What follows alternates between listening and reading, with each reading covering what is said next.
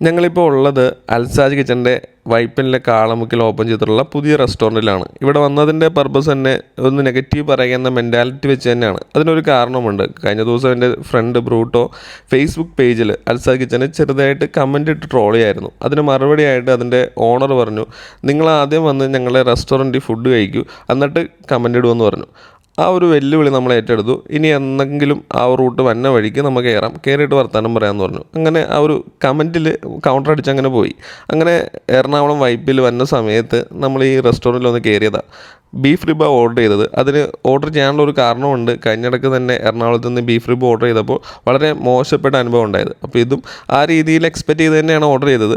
പക്ഷേ നമ്മളെ ഞെട്ടിച്ചു എന്ന് വേണമെങ്കിൽ പറയാം. കിടിലനായിട്ടുള്ളൊരു സർവീസാണ് ആദ്യം ഓഫർ ചെയ്തത്. വളരെ ഇൻട്രസ്റ്റിംഗ് ആയിട്ടുള്ളൊരു സർവീസായിരുന്നു. അതിനൊപ്പം തന്നെ കിടിലൻ ഫുഡും, ഒന്നും പറയാനില്ല. ബീഫ് റിബിൻ്റെ കൂടെ നൂൽ പൊറോട്ടയും പാലപ്പ പത്തിരിയുമാണ് ഉണ്ടായിരുന്നത്. ഒരു 4 പേർക്ക് കഴിക്കാൻ പറ്റിയിട്ടുള്ള പോർഷൻസ് മൊത്തം ഉണ്ടായിരുന്നു. വേണമെങ്കിൽ ഒരാൾ കൂടി കഴിക്കാം.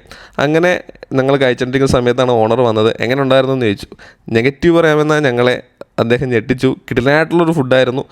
സജസ്റ്റബിൾ ആയിട്ടുള്ളൊരു ഫുഡ് തന്നെയായിരുന്നു. കിടിലൻ സെർവിങ്ങും, ഒന്നും പറയാനില്ല.